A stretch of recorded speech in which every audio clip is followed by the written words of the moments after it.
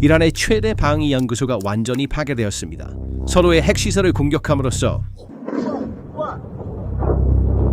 이두와 사주, 그들은 핵무기를 가질 계획이었고 우리는 그때 이 폭격기로 그들을 공격하지 않았습니다. 그리고 양측은 전장의 모든 레드라인을 넘었습니다.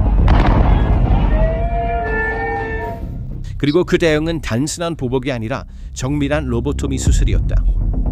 2026년 3월 23일 아침 이스라엘 전투기가 테헤란 중심부에 침투하여 정권의 군사신경계를 지도에서 지웠습니다. 이 공격은 이스라엘과 미국 공군, 해군, 군사정보부의 공동지휘하에 계획되었습니다. 목표 좌표는 실시간으로 업데이트되었습니다. F-35의 아디르와 F-15의 람 전투기가 테헤란의 공역 깊숙이 침투했습니다. ISW의 3월 23일 특별 보고서에 따르면 그날 밤 이란 전역의 수십 개의 전략적 목표가 동시에 타격을 받았습니다. 그러나 가장 중요한 목표는 테헤란 북동부의 다층 지상 건물이었습니다. 그 건물은 이란 전자산업 IEI의 본부로 MODAFL, 즉 국방 및 군대 물류부의 가장 중요한 자회사입니다. 이 조직은 국가 예산으로 직접 자금을 지원받고 있으며 국제 제재 목록에 올라 있으며 이란의 전체 군사 전자 공급망을 통제하고 있습니다. IEI는 미사일의 강철 몸체나 연료를 생산하지 않았지만 전자신경 시스템을 생산했습니다. 탄도미사일이 경로를 유지하도록 하는 링 레이저 자이로스코프와 관성 항법 시스템, 파테이 베침, K-호람 샤하르, K-헤이발 셰칸과 같은 첨단 미사일이 목표물의 정확한 종말 단계 다이빙을 수행할 수 있게 하는 광학 유도 키트, 샤헤드 136 카미카제 드론을 위한 자율 비행 제어 보드와 신호 방해 전자전 모듈. 목표가 지상에 있었기 때문에 이스라엘은 벙커버스터 탄약이 아닌 건물 내부에서 화재와 열 파괴를 일으키도록 설계된 정밀 유도 탄약을 사용했습니다. 목표는 마이크로칩, 교정실, 서버, 그리고 수십 년간의 연구개발 데이터베이스를 태워서 파괴하는 것이었습니다. 나노미터 수준에서 작동하는 생산 라인에 짙은 연기가 들어가는 것만으로도 그 라인은 영구적으로 폐기됩니다. 시민들이 촬영한 지리적 위치가 표시된 영상은 현실을 보여줍니다. 지붕이 완전히 무너졌고 내부는 불덩어리로 변했으며 IEI만이 유일한 목표가 아니었습니다. ISW의 3월 19일 보고서에 따르면 이스파한의 시란 전자산업도 나흘 전에 공격을 받았습니다. 연합군은 이란의 전자신경 중심을 체계적으로 해체하고 있었습니다. 이 공격의 가장 중요한 결과 중 하나는 이란이 자랑스럽게 선보인 지하미사일 도시들에 미치는 영향입니다. 이란의 40년 된 은신 및 공격 교리가 여기서 완전히 무너졌습니다. 로레스탄에서 호르무즈 해협까지 이어지는 이 복합체들은 산 아래 500m 깊이로 뚫린 터널로 핵폭탄에도 견딜 수 있다고 선전되었습니다. 수천 개의 이마드, 세질, 카다르 H 미사일이 발사를 준비하고 있습니다.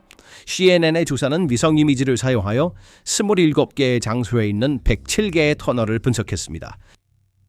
미국 이스라엘 캠페인은 식별할 수 있는 터널 입구의 77%를 폭격했습니다. 그러나 일부 현장에서는 48시간 이내에 건설 장비가 나타나 막힌 입구가 다시 발굴되기 시작했습니다. 500m 두께의 화강암침은 미국의 가장 강력한 폭탄인 GBU-57의 40m 관통 능력보다 12배 이상 두껍습니다. 지질학은 여전히 이란의 가장 강력한 방어 수단입니다. 그러나 이스라엘의 공습은 이 터널들을 물리적으로 파괴하지 않았습니다. 그럴 필요가 없었습니다. IEI가 불길에 휩싸이면서 그 지하 도시는 즉시 운영 가치를 잃었습니다.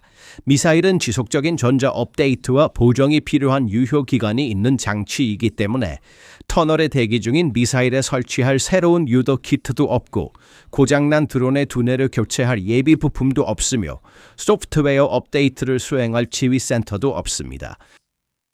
산 아래의 미사일은 물리적으로 안전합니다.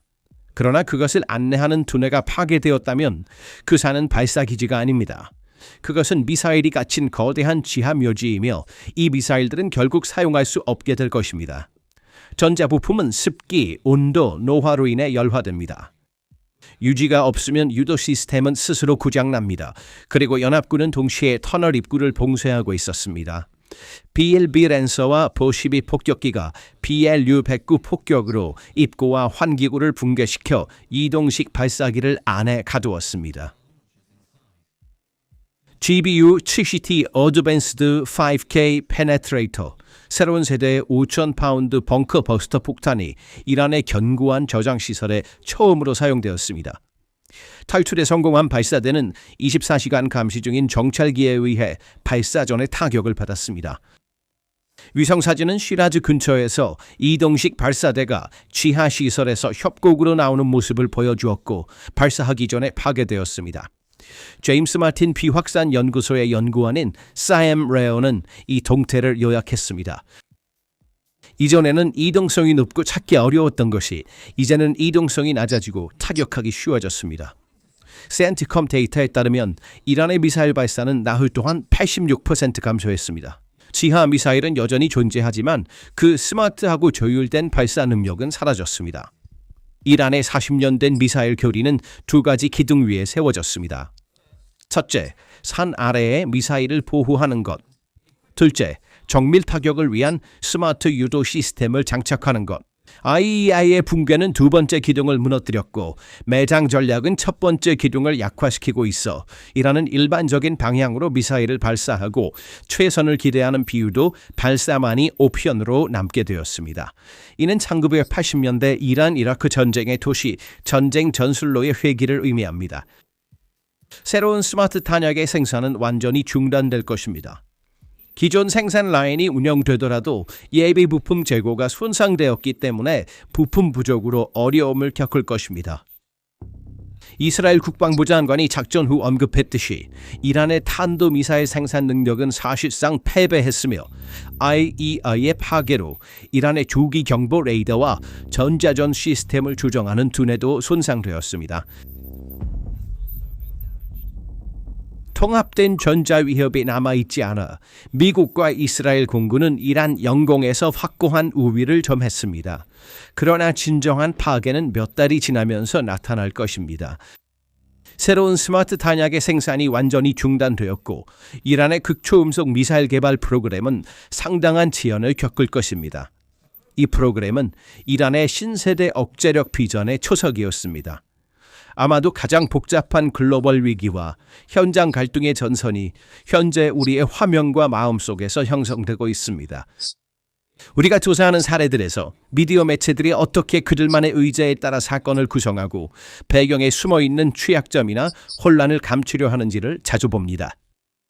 정보 폭격 속에서 조작적인 알고리즘의 함정을 피하고 메아리방에서 벗어나는 것은 더 큰 그림을 이해하려는 사람들에게 분석적 필수사항이 되었습니다. 이것이 우리가 그라운드 뉴스 플랫폼을 사용하여 이 정보 네트워크를 탐색하고 뉴스를 균형 있게 필터링하는 이유입니다.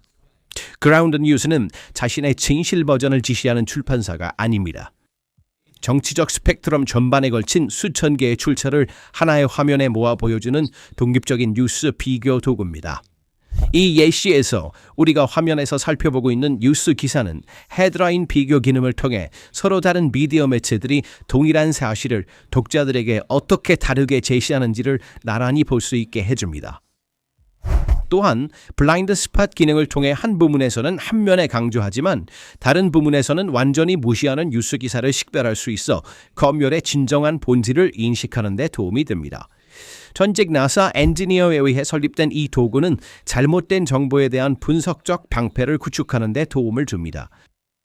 자신만의 뉴스 필터를 만들고 싶다면 화면의 QR코드를 스캔하거나 설명에 있는 링크 ground.news pp를 방문하여 무제한 액세스를 제공하는 Vantage 플랜에 가입할 수 있습니다. 이제 우리의 분석의 지정학적 차원으로 돌아가겠습니다. 이 작전의 파급 효과는 테헤란의 경계 내에 머물지 않습니다. 그들은 홍해까지 확장됩니다. 이란의 소위 저항의 축, 예멘의 후티, 레바논의 헤즈볼라, 이라크와 시리아의 민병대는 그들 스스로 첨단 기술을 생산할 능력이 없습니다. 그들은 샤헤드 드론, 대함 미사일, 전자유도 키트를 IEI에서 직접 공급받습니다. 항법 지도, 목표 고정 센서, 비행 제어 소프트웨어 모두 같은 허브에서 나왔습니다. 허브가 불길에 휩싸였을 때 이 그룹들의 기술 공급망이 끊어졌습니다. 후티의 홍해 상선 공격과 헤즈볼라의 북부 이스라엘에 대한 비대칭적 위협은 스마트 능력을 잃었습니다. 그들은 닫힌 공중 방어막에 의해 훨씬 더 쉽게 요격될 수 있는 쉽게 계산 가능한 궤도로 퇴화했습니다. 후티는 여전히 드론을 발사할 수 있지만 그 드론의 자율 항법 능력, 제밍 모듈, 정밀 타격 능력은 IEI 없이는 유지될 수 없습니다. 이라크에서 이란이 지원하는 민병대가 미군 기지에 대한 드론 공격에 사용하는 비행 제어 보드는 동일한 출처에서 나옵니다. 그 보드가 소진되면 민병대는 눈이 멀게 될 것입니다. 이란의 무기가 끊어지지는 않았지만 그 무기의 끝에 있는 손가락은 더 이상 잡고 있는 것을 느낄 수 없으며 우크라이나는 이 격차를 활용했습니다. 키예프는 200명 이상의 드론 방어 전문가를 걸프 국가들에 파견함으로써 이란 드론에 대항해 개발한 저렴하고 효과적인 대응 기술을 수출하기 시작했습니다. IEI의 붕괴가 이란의 드론 공급망을 방해하면서 우크라이나 기술이 이란의 표적을 보호하기 시작했습니다. 그리고 도미노 효과는 우크라이나 전선에도 도달하고 있습니다. 러시아는 이란에서 획득한 샤헤드 기술을 사용하여 타타르스탄의 알라부가 시설에서 자체 계란이 드론을 생산하고 있습니다. 그러나 IEI의 제거로 인해 이 기술 이전의 출처가 차단되었습니다. 러시아는 현재 비축량으로 생산을 계속할 수 있지만 새로운 부품, 소프트웨어 업데이트, 개선된 모델을 위해 이란에 의존하고 있었으며 그 의존의 대가는 이제 불타버린 건물입니다. 이제 그 큰 지정학적 질문으로 넘어가 보겠습니다. 이란은 세계에서 가장 강력한 제재를 받는 상황에서 이 대규모 전자 파괴를 신속히 복구할 수 있을까요? 현실적인 군사 분석에 따르면 단기적으로는 불가능합니다. 이란의 군사 전자 장비는 수년간 국영 텔레비전 선전에서 국내 생산을 자랑했음에도 불구하고 오랫동안 중국과 러시아의 위장 회사를 통해 조달된 서방제 칩과 반도체에 의존해왔습니다. 2008년부터 시행된 미국의 제재는 이미 이 공급망을 압박해왔습니다.